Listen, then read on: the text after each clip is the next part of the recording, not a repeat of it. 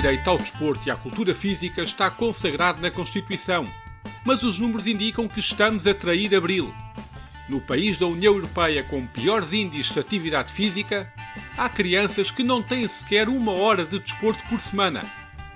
Qual tem sido o papel do Estado? E como estamos a tratar os mais pequenos do direito a brincar?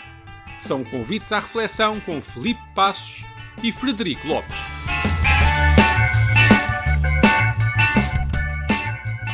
73% da população relata que nunca pratica desporto ao longo de um ano. Daqueles que praticam, os 27%, 4% eles relatam que praticam regularmente 5 vezes por semana. 18% com alguma regularidade, de 1 a 4 vezes por semana, e 5% ali no máximo 3 vezes ao mês. É como se brincar e viver estivesse altamente misturado. E nós, à medida que crescemos, vamos fazendo aqui uma distinção muito grande dentro daquilo que é o viver, não é? E começamos a setorizar. Ok, podes brincar, tens direito ao lúdico, tens direito ao ócio, mas também tens que trabalhar, também tens que produzir. E o brincar vive dessa contrariedade.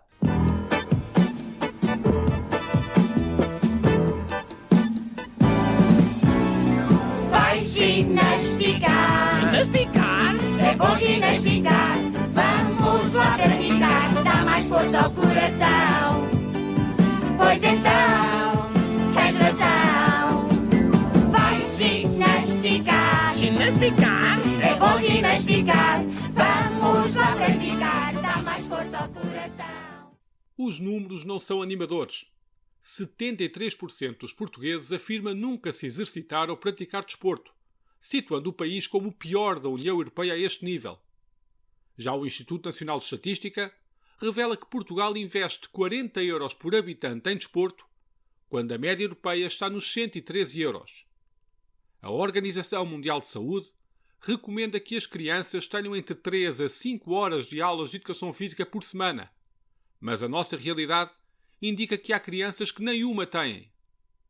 E se é dos mais pequenos que falamos, acrescente já agora que Portugal ocupa o penúltimo lugar no que respeita à mobilidade infantil. O desporto surge como um direito consagrado na Constituição, desde logo no artigo 79, que refere: todos têm direito à cultura física e ao desporto, cabendo ao Estado, em colaboração com escolas e associações, promover, estimular e apoiar a sua prática, visando a democratização e o bem-estar. Mas encontra-se igualmente no artigo 64, no direito à saúde. No ponto 2, entre outros aspectos, quando se refere como é realizado o direito à proteção da saúde, pode ler-se: pela promoção da cultura física e desportiva, escolar e popular. Assim sendo, tendo tudo isto em conta, importa perguntar nos 50 anos da Constituição da República Portuguesa como estamos a tratar a ideia de sociedade nascida de abril neste campo. O mote foi esse, e entre pesquisas e investigações, partiu-se do desporto para chegar à brincadeira e aos direitos das crianças. O professor Filipe Passos, doutor e mestre em Educação Física pela Universidade de Brasília, investigador na área de Políticas de Desporto e Lazer, foi coautor do estudo Desporto, Política Social e Pobreza em Portugal, análise de financiamento do Programa Nacional de Desporto para Todos, realizado na Universidade de Coimbra. É ele quem nos explica a motivação para o tema. Esse projeto de pesquisa, a proposta dele foi entender a configuração política, história, financeira e social das políticas esportivas em Portugal, especificadamente aquelas de caráter social e que possuem em sua organização alguma previsão de vagas para pessoas em situação de pobreza. Observando, para tanto, um programa de grande alcance ou de grande relevância no âmbito das políticas esportivas de Portugal, que chama Programa Nacional de Desporto para Todos. Como o meu objetivo de pesquisa no Brasil são as políticas esportivas em nível federal, aqui, nossa premissa foi analisar a realidade da atuação estatal no desporto em um país localizado no centro do capitalismo mundial e na comunidade europeia, mesmo sabendo que Portugal é um país que possui uma posição econômica não central nessa realidade da União Europeia. A investigação para a realização do estudo permitiu a Filipe Passos deparar-se com uma realidade pouco animadora no que respeita à prática desportiva em Portugal. Estamos recordados daqueles dados que foram referidos no arranque do episódio? Então preparem-se que vamos a eles. Então, no quadro da política desportiva, os dados do Conselho Europeu sobre Portugal demonstram que o país possui um dos piores índices de prática regular da Comunidade Europeia. O que isso quer dizer? Que 73% da população relata que nunca pratica desporto ao longo de um ano. Daqueles que praticam, os 27%, 4% eles relatam que praticam regularmente 5 vezes por semana. 18% com alguma regularidade, de 1 a 4 vezes por semana, e 5% ali no máximo 3 vezes ao mês. Esses dados eles colocam Portugal à frente apenas de países como Malta e Itália, por exemplo. E a situação é ainda mais crítica entre as mulheres acima de 24 anos, homens acima de 40 anos, trabalhadores manuais, responsáveis pelo lar, desempregados e aposentados. Que são a população, vamos dizer assim, onde esses dados são mais intensos de não prática do desporto. Enquanto isso, a média europeia, se comparada, é de 45% de pessoas que nunca fazem o desporto, ou seja, é muito menor na média europeia. Sendo os países com mais praticantes, por exemplo, os Países Baixos, a Dinamarca, a Suécia, onde o quantitativo de não praticantes de esporte ele é de apenas 30%. As principais barreiras relatadas pelos portugueses para não praticar desporto são falta de tempo, onde 44% deles relatam essa dificuldade, né? E a desmotivação ou desinteresse, com 29%.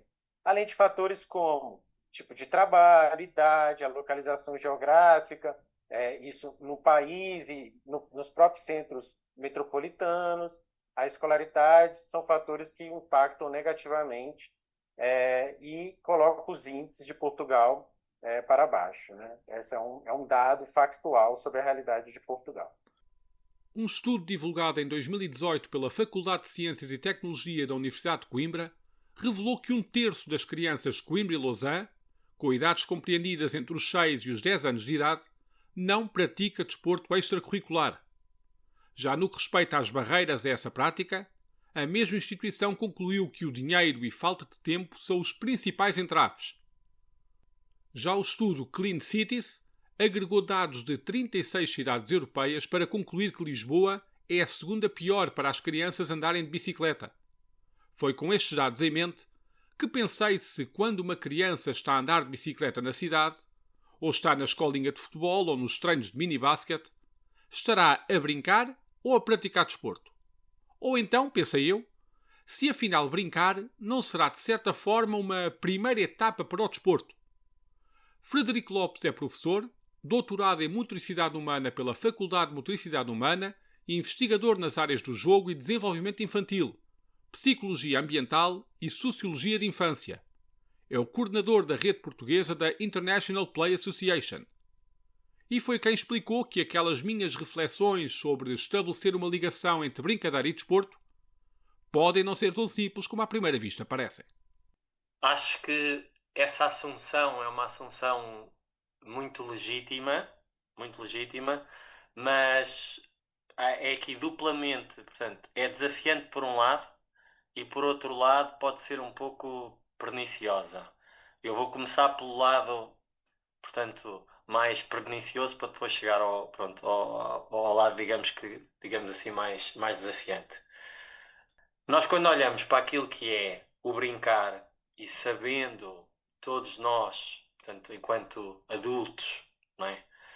Todos nós temos uma lembrança, uma memória daquilo que é ou daquilo que foi brincar em criança. Portanto, nós temos isso.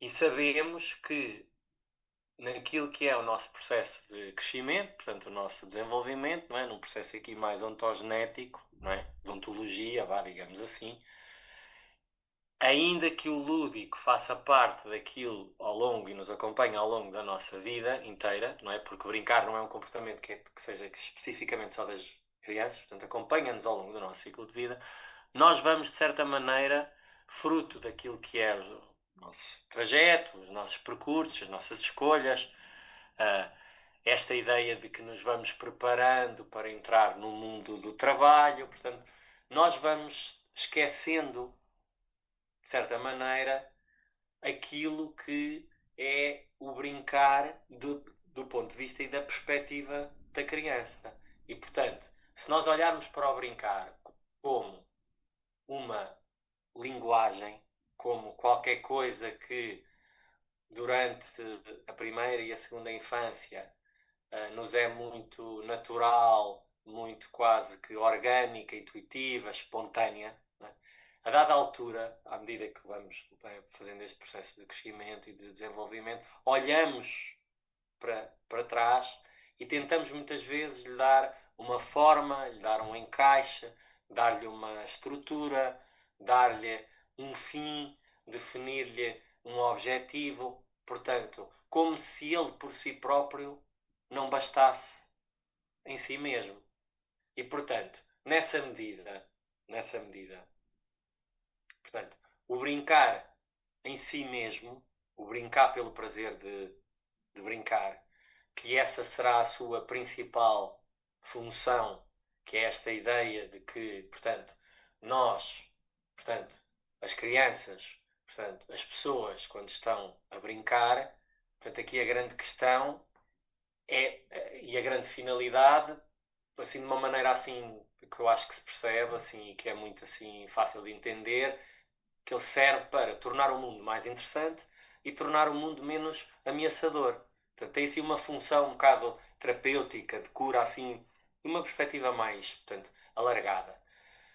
Mas nós sabemos que esse brincar a que nos referimos é um brincar que, naquilo que são as condições que têm que ser geradas para que ele possa efetivamente aparecer e emergir, é muito frequentemente, portanto, gera muito frequentemente incerteza, desafio, procura de, portanto, situações que nos permitem abrir mais possibilidades do que propriamente encontrar respostas. Ainda que, em paralelo, quando a criança está a brincar, naturalmente que ela, portanto, encontra respostas para aquilo que são os problemas que lhe estão a surgir. Portanto, se por um lado nos abre possibilidades, por outro lado também nos ajuda a encontrar respostas, desenvolve as competências que temos, e nós sabemos que, do ponto de vista daquilo que é o desenvolvimento das crianças, o brincar é importante naquilo que são um conjunto de benefícios, portanto, mais imediatos, e depois benefícios mais deferidos, portanto, a médio e a longo prazo. Mas quando começamos a pensar neste caminho a médio e a longo prazo, podemos olhar para o brincar como uma espécie de preparação para aquilo que aqui vem. E quando olhamos a partir somente dessa perspectiva, podemos começar a ter uma instrumentalização daquilo, portanto, para aquilo que serve o brincar. E, portanto, nessa medida, do ponto de vista desta instrumentalização, o brincar de uma forma espontânea, de uma forma, portanto, totalmente, que vem muitas vezes de um sítio que nós sabemos que fica algures entre aquilo que é a relação do corpo, nos entretantos da relação com os outros corpos, com os outros materiais e com o componente da imaginação. E, portanto, nessa medida, não é, o brincar visto por essa perspectiva, ele existe como parte daquilo que é a vida. É uma forma que nós temos todos de, no fundo, perpetuar e preservar aquilo que é a nossa existência. A brincadeira é uma coisa séria, e a ideia da ocupação de horários com atividades esportivas pode significar que aquele é tempo que as crianças não têm para brincar, sobretudo quando falamos de idades precoces. Até porque em contextos de introdução à prática desportiva, nem sempre está presente o ato de brincar.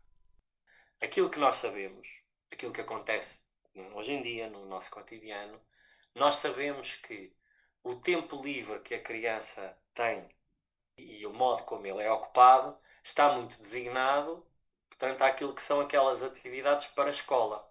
Não é? Para a escola, e que poderão ser atividades que têm mais que ver ou com uma continuação da escola, fruto de explicações, portanto, não é?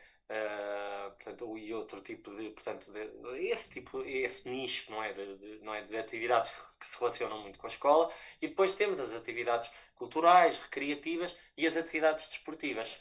E nós sabemos, e o Edgar também sabe, que as crianças, numa idade cada vez mais precoce, portanto, praticam e estão inscritas neste tipo de atividades. E a pergunta aí, que me parece que é sempre interessante fazer, é o tempo que as crianças estão inscritas nessas outras atividades, para além do tempo já que estão na escola, não é?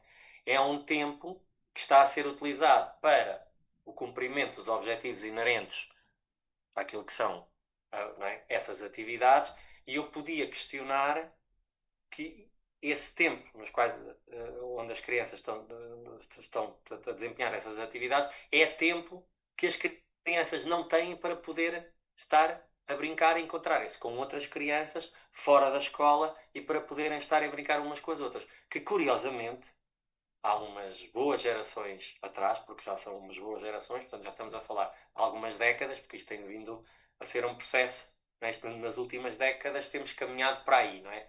Era isso que muitas crianças faziam quando acabavam, portanto, os seus tempos letivos, encontravam-se umas com as outras e no seio de múltiplas brincadeiras que eram geradas, naquilo que eram contextos, portanto, espaços públicos, não é? Que seriam mais, portanto, apetecíveis para determinado tipo de brincadeiras e outros seriam para outras. Por exemplo, as crianças encontravam-se e jogavam não é? Brincavam com a bola, jogavam eventualmente futebol, praticavam, portanto, ou seja, e é certo que nessas brincadeiras, nesses jogos que eram gerados, havia muito mais do brincar pelo brincar e muito menos daquilo que hoje em dia as crianças, quando frequentam estes contextos, portanto, que têm como objetivo, portanto, introduzir a prática de, neste caso estamos a falar, não é, de atividades desportivas, aquilo que esses contextos estão a procurar. E, portanto, nessa medida, não é, mesmo que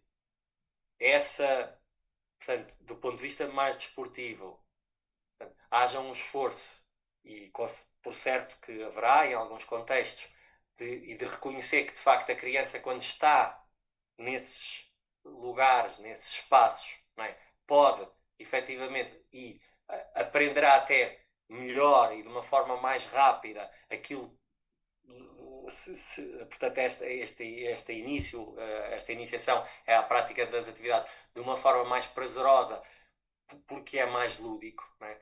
Há aqui uma questão pertinente que se levanta, que é até que ponto é que portanto, escoamento, essa super e por vezes já supra especialização tão precoce poderá estar a condicionar aquilo que é o desenvolvimento de um repertório motor muito mais alargado e muito mais diversificado, que é aquilo que nas primeiras e nas segundas idades, do ponto de vista daquilo que é o desenvolvimento motor, é necessário para que depois as crianças, já quando chegam, portanto, ali ao final do primeiro ciclo, portanto, passagem para o segundo ciclo, não é? Possam então, não é, depois frequentar este tipo de atividades já com um cunho mais desportivo, digamos que se calhar menos brincável, mas já com uma experiência muito mais vasta de alargamento e de diversificação deste repertório motor, fruto dessas experiências anteriores que foi tendo. Neste ping-pong entre convidados, para utilizar uma expressão desportiva, regressamos aos mais crescidos. Ou então talvez não, ou melhor, não apenas. É que se o desporto é visto enquanto um direito de todos, e se o nome do programa refere desporto para todos, importa saber afinal como tem lugar o seu financiamento e como se tem comportado o Estado nessa matéria. Não é um tema fácil de compreender, mas o artigo de Filipe Passos procurou simplificar. Sim, eu vou tentar explicar de uma maneira bastante objetiva, né? A compreensão sobre o financiamento do desporto no país, ele passa inicialmente pela questão normativa e institucional. É importante a gente entender por esses dois aspectos. Em Portugal, seja na Constituição, seja na Lei de Bases de Atividade Física e Desporto, que seria uma lei geral do desporto em Portugal, o desporto ele é considerado um direito social, é um direito de todos, né?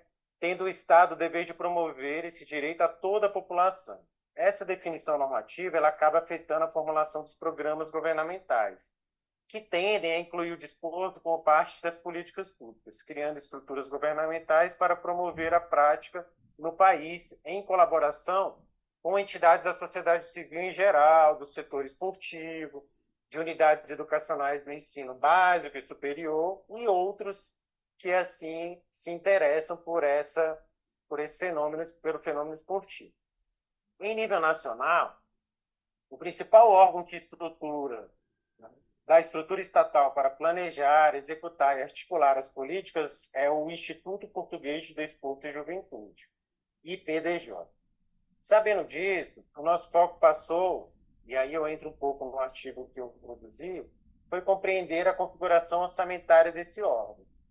A investigação apontou que o IPTJ possui 4 fontes de financiamento, para tentar ser didático. O orçamento do Estado português, ou seja, o conjunto de impostos pagos pela população de uma maneira geral, os fundos comunitários da União Europeia e os recursos próprios do Instituto Português de Desporto e Juventude, IPDJ, que podem ser por meio de taxas, multas, renda do patrimônio e de capital, e as transferências de parte dos valores arrecadados com os jogos e as postas, que podem ser os jogos presenciais e online. Se a gente olhar apenas, e aí vai o dado, né? Se a gente olhar apenas para o ano de 2022, o relatório de gestão do IPDJ, ele aponta que a grande fonte de receita desse órgão não é o orçamento do Estado, que fica apenas com 14% do total das receitas, e nem os recursos vindos dos fundos da União Europeia, que fica apenas com 1%, mais dos valores provenientes de recursos próprios do Instituto, que eu citei anteriormente, que equivale a 85% do orçamento desse órgão. Então, o que percebemos é que não é o orçamento do Estado português a principal fonte financiadora do desporto no país, pois, na verdade, ela é apenas uma fonte residual, né? O grande financiador está em outro aspecto. Que o jogo causa dependência, isso já todos sabemos. Mas neste caso, falamos de outro tipo. É o jogo que se apresenta como o maior financiador de desporto em Portugal. Um cenário que não é estranho a diversos países, sendo prática mais ou menos comum, mas que suscita uma reflexão no caso nacional devido ao grau de dependência observado destas receitas. Exatamente, porque acaba que depende da jogatina, né, do cidadão e tal, que tem o seu lado positivo para quem ganha, né, mas tem um outro lado negativo. Mas sim, você está correto, né? O desporto em Portugal, o financiamento público do desporto de Portugal é altamente dependente dos recursos vindos das loterias. Dos 85% das receitas próprias do IPDJ, 94% são provenientes de jogos sociais. Desses 94%, 82% desses jogos sociais, que são os jogos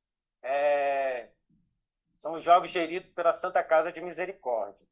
E 12% vem dos jogos online, o que forma os 94% das receitas vindas dos jogos, fazendo com que o cidadão apostador, que deposita suas esperanças, né, tentando ganhar uma renda extra ou se tornar uma pessoa rica, seja um dos principais financiadores do desporto no país. Mas é importante salientar que Portugal segue uma lógica, essa lógica das loterias, né, financiarem o desporto, ela é comum na Europa em boa parte dos países, inclusive no Brasil, que é usar as receitas dos jogos e loterias para financiar o esporte. Isso não é uma exceção, como eu disse para você. Agora, o que chama atenção é o grau dessa dependência. Quando você tem algo próximo de 80% ou mais do financiamento de um órgão para o principal órgão de fomento do desporto no país, isso indica uma estrutura pouco diversificada e muito concentrada.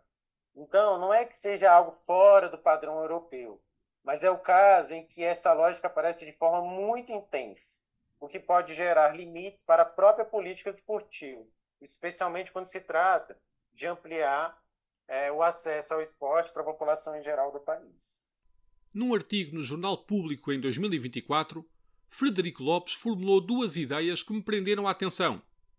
A da existência da colonização do tempo da criança pelo adulto e o brincar centrado na aquisição de competências. O que significam realmente estes dois conceitos?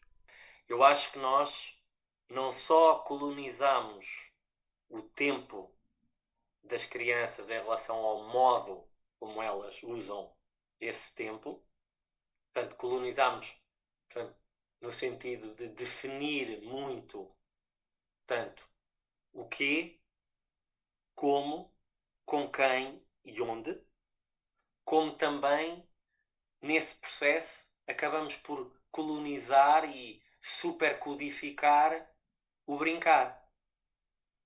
E isso provoca, portanto, há uma certa perversão em relação àquilo que deveria de ser, porque o brincar tem a ver com o modo como as crianças usam o espaço. Não é? Se nós pensarmos naquilo que são as brincadeiras, mesmo brincadeiras, se quisermos, portanto, mais físicas, mais, onde há uma dimensão, pronto, do corpo em movimento, com mais paragens, com mais arranques, com mais transições, com mais diferenças de velocidade, de intensidade, por exemplo, seja com bolas, seja com, portanto, até outros materiais desportivos e tudo mais, não é? Nós de certa forma, não é? Nós colonizámos aquilo que era, portanto, criámos uma expectativa em relação ao modo como as crianças usam aquilo que é o espaço e aquilo que são os recursos desse espaço.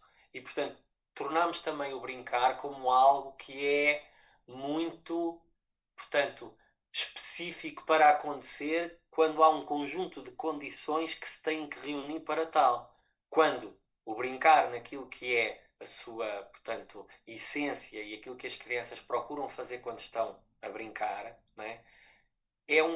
Portanto, eles têm um conceito, na verdade tem uma prática, tem uma produção, vamos dizer, de espaço, não é uma coprodução de espaço, porque não depende só do corpo das crianças, depende daquilo que está à sua volta, dos adultos que lá estão ou que não estão, daquilo que são as histórias que elas trazem, portanto, a sua imaginação. Portanto, há vários elementos que confluem e que ajudam a criar alianças temporárias que são mais ou menos abertas às possibilidades de brincar. É por isso que, por exemplo, vamos imaginar um conjunto de crianças com 3, 4 anos, por exemplo, no mini-basket, num contexto assim, não é?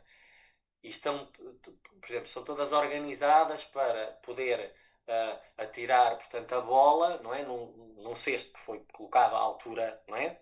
Portanto, em relação àquilo que é a sua dimensão, e estão organizadas de modo para poderem, não é? Atirar a bola e, portanto, e conseguirem com sucesso, não é? Acertar no cesto, ou pelo menos aproximarem-se. Se nós observarmos com atenção, muito frequentemente nessa organização que está a ser criada, as crianças vão mostrando sinais de outras pequenas brincadeiras que estão a surgir. É quase como se elas estivessem a negociar ao mesmo tempo naquele tempo e naquele espaço que está a ser definido para fazer, não é? Algo em específico, que foi definido e que foi estruturado muito pelos adultos.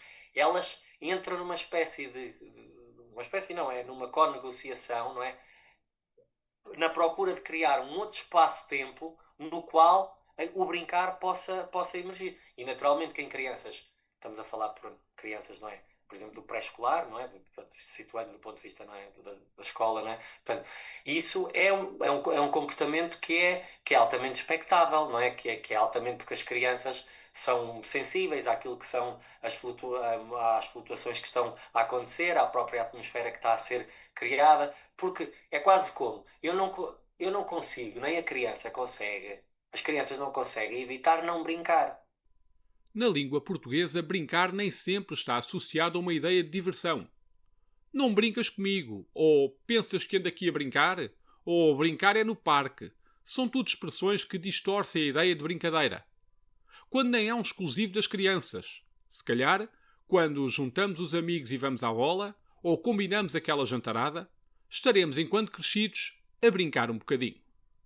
nós gostamos muito portanto, os adultos são muito sensíveis, por exemplo, ao humor, não é, como uma forma de brincar, ou seja, por exemplo, até, por exemplo, ir ver um jogo de futebol, ou, por exemplo, encontrarmos com os amigos para conversarmos, ou irmos ao cinema, ou irmos a uma peça de teatro. Isso são tudo formas que nós encontramos, não é, lúdicas, de uma certa afirmação lúdica, não é, que nos permitem o quê? A todos, não é? Permitem-nos estar bem. E é isso que as crianças fazem quando estão a brincar. Elas procuram maximizar aquilo que são as suas capacidades para poderem estar bem, afetando o máximo possível e deixando-se afetar, não é, por aquilo que está à sua volta. Portanto, ora afetando, ora deixando-se afetar, portanto, nestas duas movimentações, ao mesmo tempo que, portanto, fugimos, as crianças fogem, não é, retraem-se daquelas outras ligações, não é, que evitam e que criam constrangimentos para que elas não estejam assim. Portanto, isto é uma coisa que todos nós fazemos e que tem a ver com aquilo que é viver. Viver é isso, não é? É nós procurarmos estar bem com aquilo que está à nossa volta, aquilo que são os outros, não é? E conseguirmos, a partir daí, não é, ir fazendo quase que mapeamentos daquilo que é o modo como nós vivemos, o modo como os outros vivem, não é? Portanto, temos depois, vamos apropriando de determinados modelos, vamos reapropriando outros modos de fazer, aprender nessa perspectiva mais lata, digamos que assim, mais existencial, não é? Tem uma força inexorável. E o brincar tem essa força, vem com uma força inexorável. E que mesmo nos sítios onde há graves constrangimentos, e eu não estou, quando, por exemplo, estou a falar de graves constrangimentos, aqui vem-me logo à cabeça, por exemplo, aqueles, portanto, por exemplo, nas zonas de conflito, nas zonas, não é? Porque agora, não é? Isto é muito presente, não é? Nas nossas vidas, não é? As zonas de conflito armado, portanto, não é? Quando há, por exemplo, situações de privação absoluta, as crianças, nós encontramos crianças, lugares que foram bombardeados, etc. Nós encontramos crianças a brincar. E, portanto, claro que se as condições foram de uma privação absoluta, as crianças não conseguem. E, efetivamente, não é? Isso aí, não é? Isso de facto é um problema. Mas o que eu quero dizer com isto é que, mesmo nessas condições, e especialmente no caso das crianças, esse é o seu estado. Viver é muito parecido, está muito acoplado com aquilo que é brincar. É como se brincar e viver estivesse altamente misturado. E nós, à medida que crescemos, vamos fazendo aqui uma distinção muito grande dentro daquilo que é o viver, não é? E começamos a setorizar.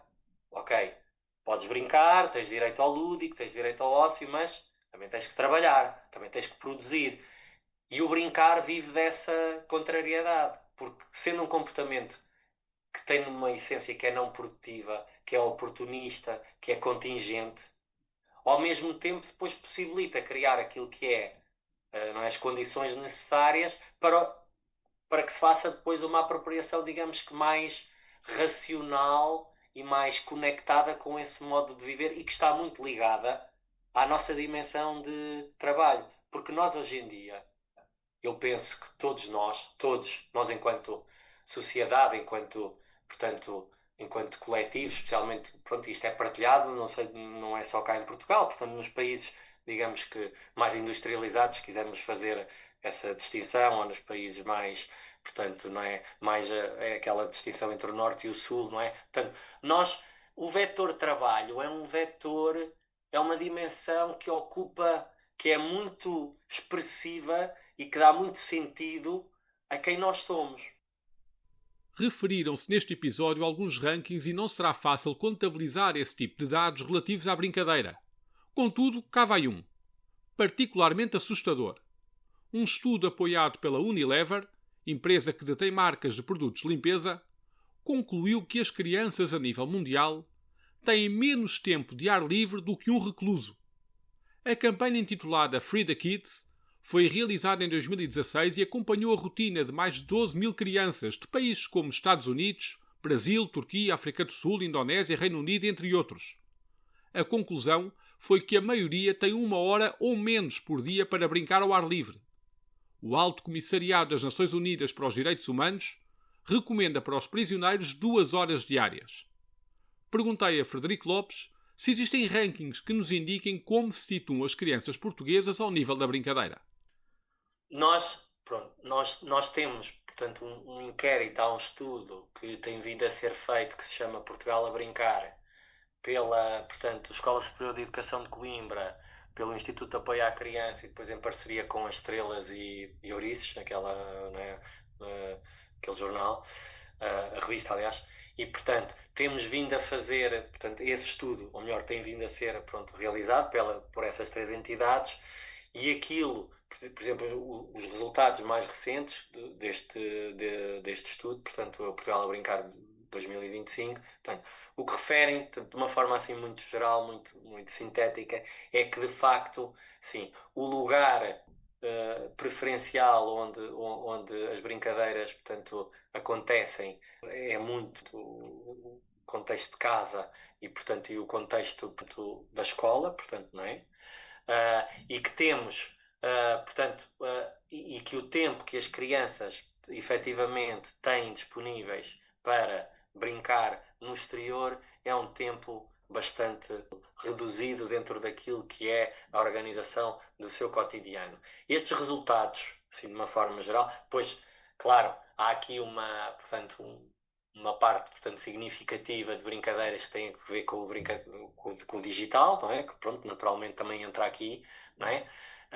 Como um fator importante e depois, portanto, em comparação com aquilo que é outros resultados de outros estudos que vamos tendo a oportunidade de conhecer, portanto, nós estamos, como eu estava a dizer, portanto, do ponto de vista, portanto, europeu, se assim quisermos, as diferenças não são assim muito significativas. Portanto, nós estamos todos mais ou menos nesta paisagem, exceto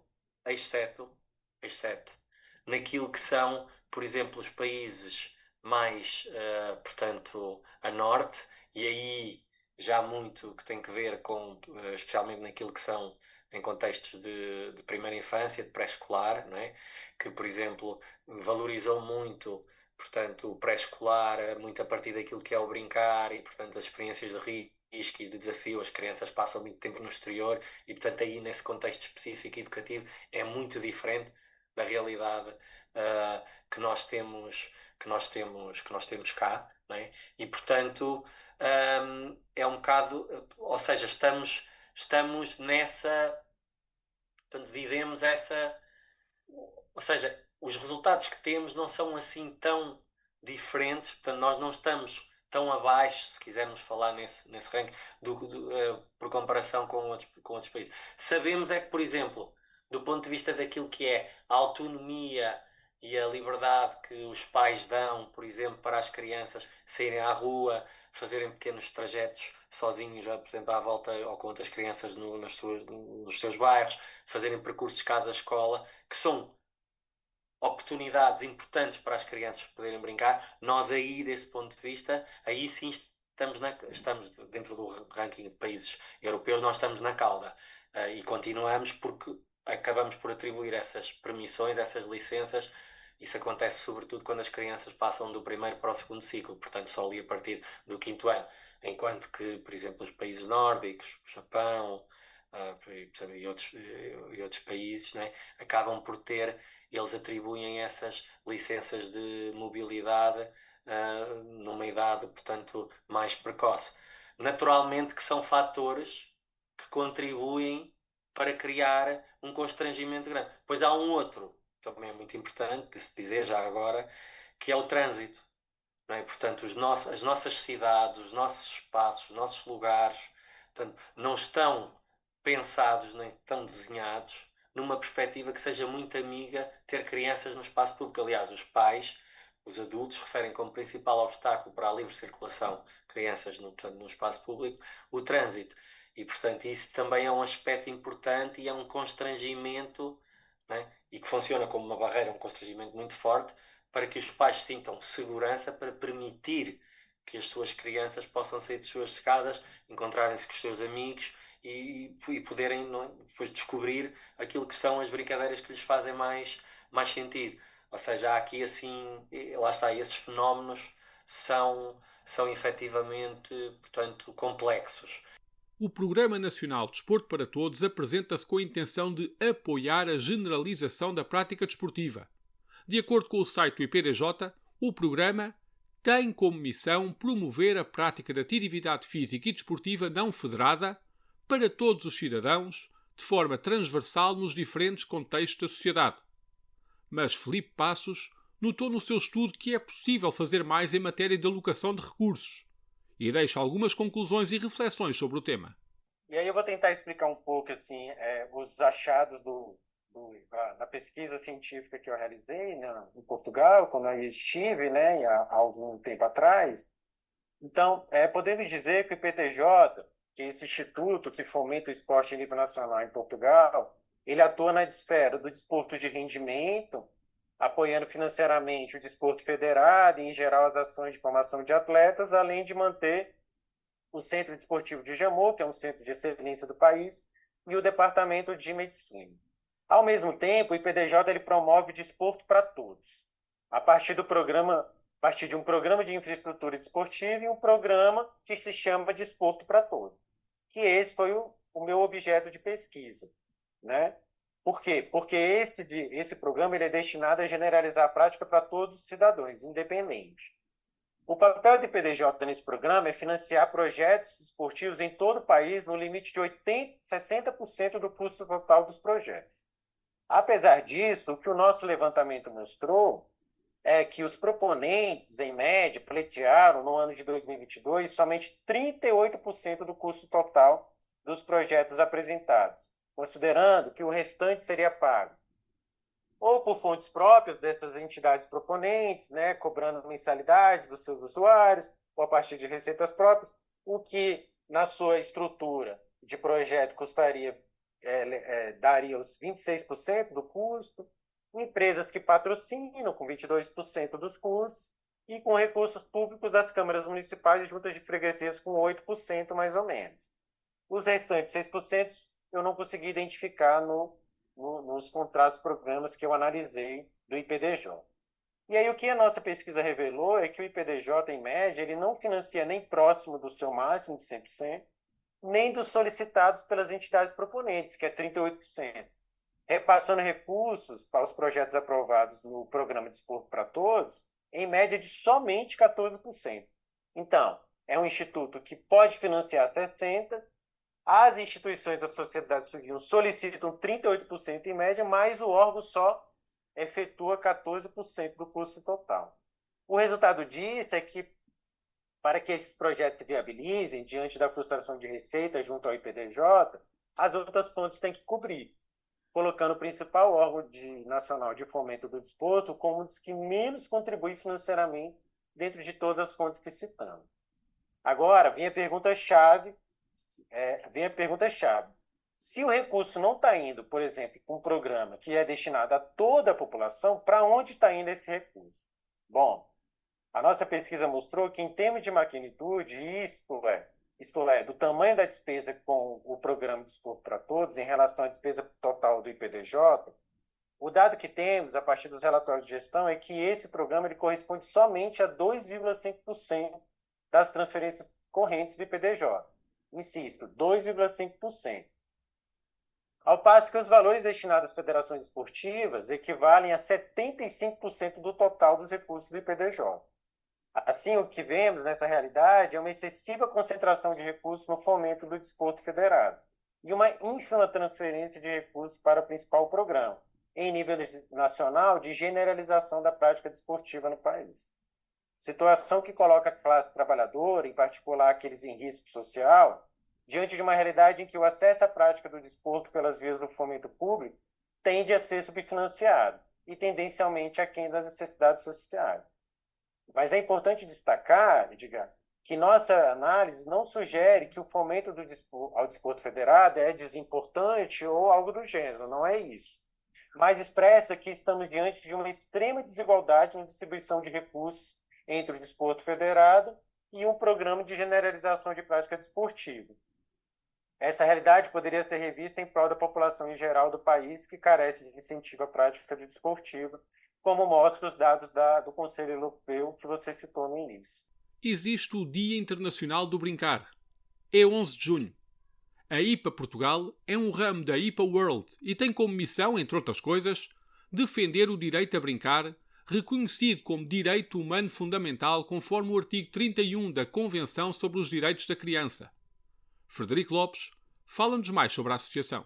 Existe uma organização internacional, que é a International Play Association, que já existe desde a década de 60 e, portanto, já tem uma longa história e que tem, de facto, ramificações e, portanto ramos, portanto, eles chamam-lhe os branches, portanto, em muitos países e, portanto, em todas as geografias.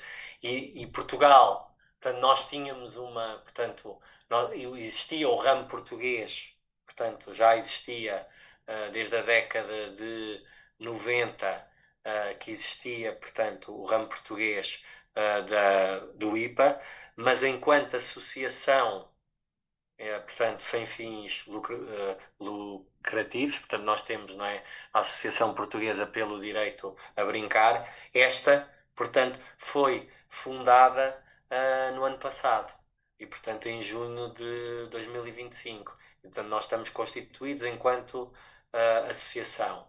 Portanto, o trabalho e temos autonomia, não é? Independência para poder fazer o trabalho que achamos que é pertinente dentro daquilo que são as especificidades e as necessidades, neste caso de Portugal, tal como todos os outros ramos têm. Existem, claro, portanto, dimensões transversais e as dimensões transversais terão que ver aqui com três aspectos principais, que é a proteção do brincar, a sua preservação e a sua promoção. Essa é, assim, a grande... Portanto, as três dimensões da ação que a Organização Internacional tem. A Organização Internacional tem uma produção editorial própria, portanto, dá visibilidade a projetos e iniciativas que vão seguindo. Tem uma conferência internacional que acontece a cada 3 anos em partes do mundo diferentes, onde junta especialistas do brincar, ativistas, portanto, entusiastas, pessoas da prática, investigadores, portanto, toda uma comunidade que se olha atentamente a estas questões.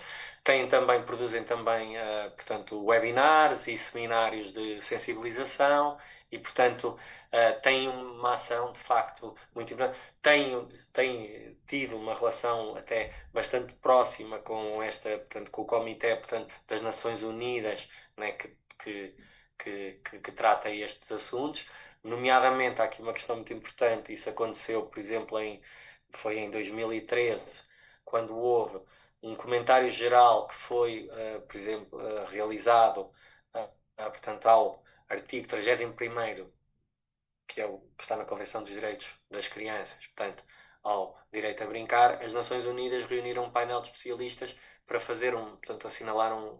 redigir um comentário geral ao artigo do brincar. Os comentários gerais nas Nações Unidas só aparecem ou só surgem quando há evidências que os direitos não estão a ser devidamente cumpridos por aquilo que foram os Estados-membros que ratificaram a Convenção.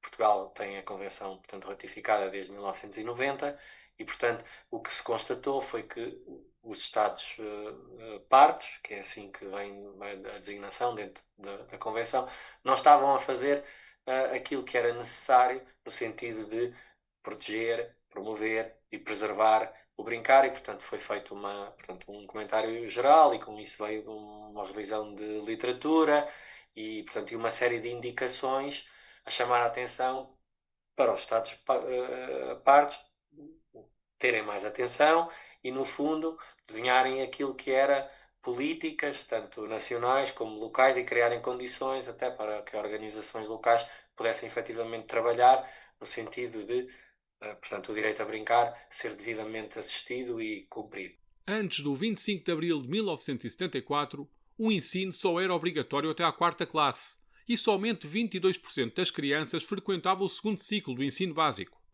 Em 1970, 26% da população não sabia ler nem escrever. Por cada 1000 crianças nascidas, 53 morriam antes de completar um ano de vida. Em 2024, nos 50 anos do 25 de Abril, a Federação Portuguesa de Atletismo divulgou números que expressam bem o que foram as conquistas a nível desportivo que Abril permitiu. Nas 11 edições dos Jogos Olímpicos até 1974, Portugal foi representado por 38 atletas e não conquistou qualquer medalha. Em 1973, o país registava 2.247 atletas federados e 66 clubes. Em 2023, registavam-se 21.785 atletas federados e um total de 670 clubes. Contam-se 12 medalhas olímpicas. Vamos ginasticar Abril e puxar os seus índices de atividade lá para o alto. Em 1, 2 e 3. Na ponta dos pés, com as mãos tocar e vamos lá rodar, a rodar, vá, vá, vá, vá, vá. 1, 2, 3, 4, 5, 6, 7, 8. Vai ginasticar, Ginasticar. é bom ginasticar. Vamos lá praticar, dá mais força ao coração. Sim, sim. Pois então